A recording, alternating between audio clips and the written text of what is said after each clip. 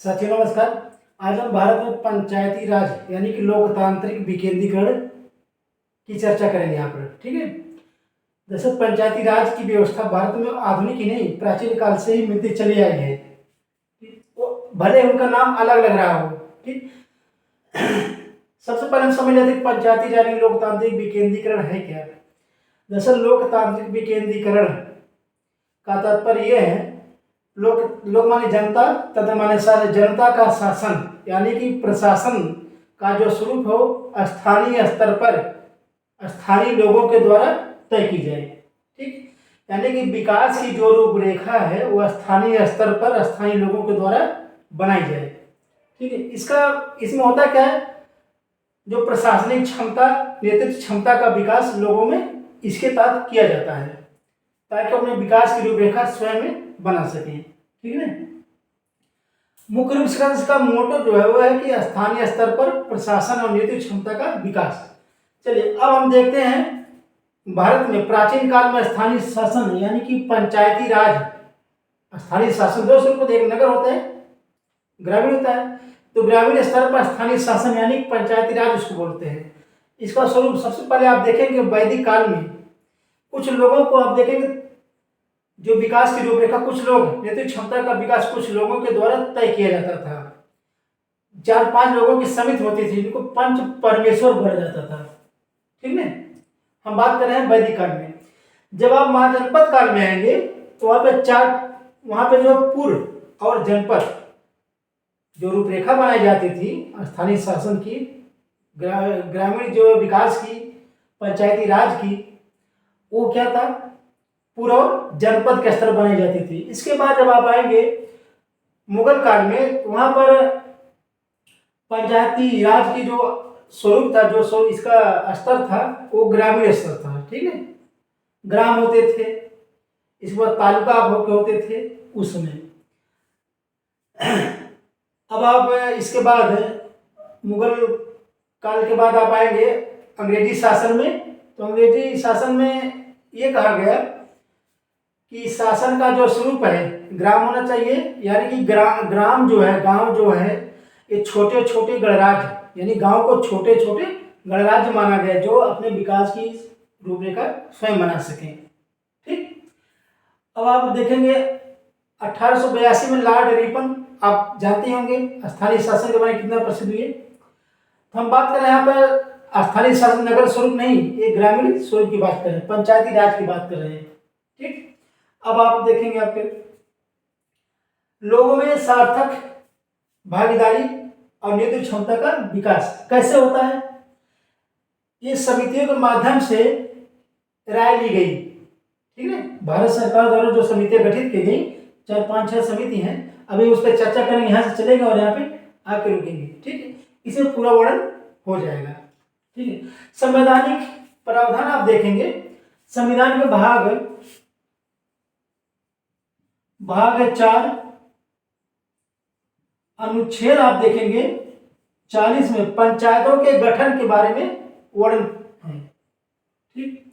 अनुच्छेद 246 में आप जब देखेंगे 246 में, तो पंचायतों से संबंधित विधान नियम कानून बनाने का जो अधिकार था वो राज्य विधान मंडलों को दिया गया।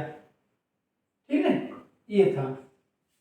चलिए अब हम जो है मुगल काल के बाद अंग्रेजी शासन में बता चुके। अब जब भारत स्वतंत्र हुआ, स्वतंत्र भारत में 1952 में सामुदायिक विकास योजना, सामुदायिक विकास योजना आई। सामुदायिक विकास योजना माने जो स्थानीय स्तर पर लोग रहते हैं उनके विकास के लिए ये केंद्रीय योजना थी, सामुदायिक विकास योजना आई। फिर आपका जो है 1953 में आप जब देखेंगे राष्ट्रीय विस्तार सेवा। ठीक।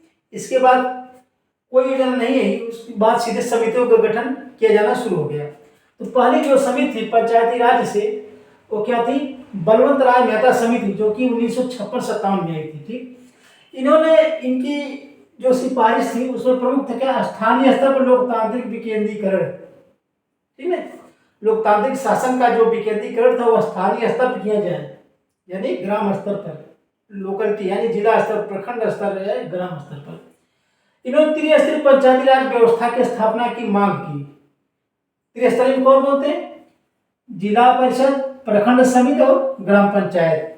विकेंद्रीकरण का मूल स्तर इन्होंने प्रखंड समिति यानी पंचायत समिति को माना था। ठीक, लोकतांत्रिक विकेंद्रीकरण और ग्रामीण पुनर्निर्माण पर यह पहली समिति, ये काफी सफल थी, इनकी सिफारिशों को मान लिया गया था उसमें।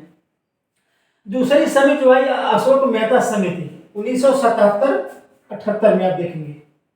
इन्होंने इनकी क्या सिफारिश थी? इनकी सिफारिश थी द्विस्तरीय पंचायती राज व्यवस्था की स्थापना। द्विस्तरीय में क्या था? जिला परिषद और मंडल पंचायत, जिला परिषद, मंडल पंचायत। ठीक, विकेंद्रीकरण का मूल स्वरूप क्या था? इन्होंने जिला परिषद को माना। इन्होंने कहा कि राजनीतिक दलों का प्रतिनिधित्व अवधि तय किया जाए। ठीक है, राजनीतिक, हमने यहाँ पर राजनीतिक लिखा है, राजनीतिक दलों का प्रतिनिधित्व अवधि जो इसमें तय किया जाए पंचायती राज में। और पंचायती राज का जो कार्यकाल है वो 4 वर्ष करने का सुझाव उन्होंने दिया था।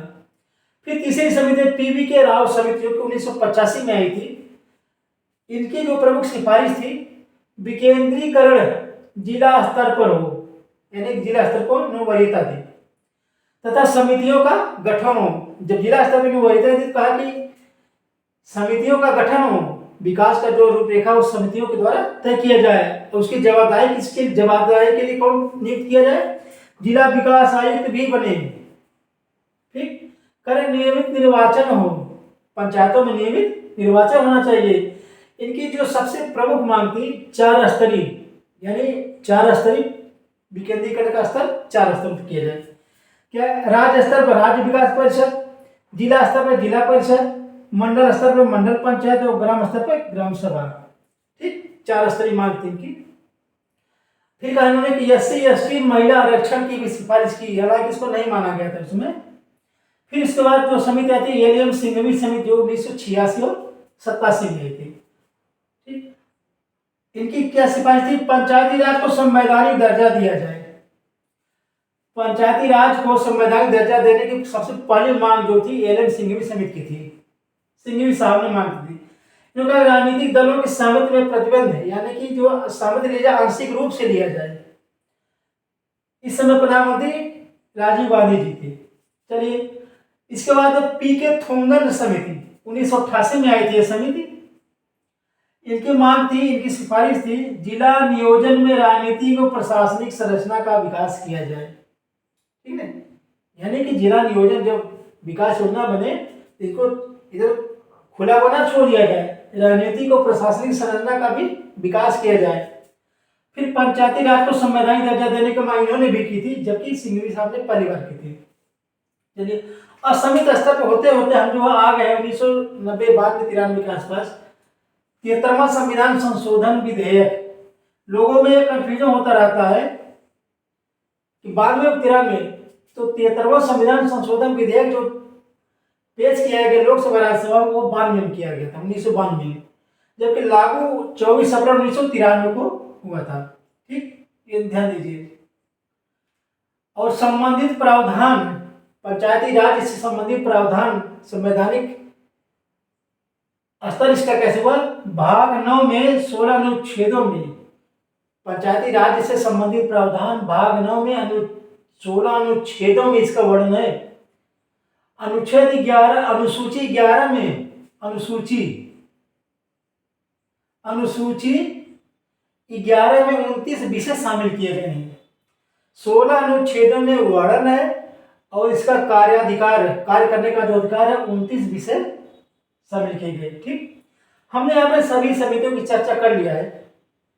अब जो है इसमें बचा क्या है? 24 अप्रैल 1993 को लागू हुआ था। 24 अप्रैल को एक पंचायती राज दिवस मनाया गया, सबसे पहली बार मनाया गया था 2010 में। ठीक है, आपको यहाँ ध्यान देने की बात है कि प्रखंड समिति इन्होंने विकेंद्रीकरण का मूल स्तर ये माना, प्रखंड समिति इन्होंने जिला परिषद माना, इन्होंने जिला स्तर पर कहा। तो आप जो इस तरह से याद करेंगे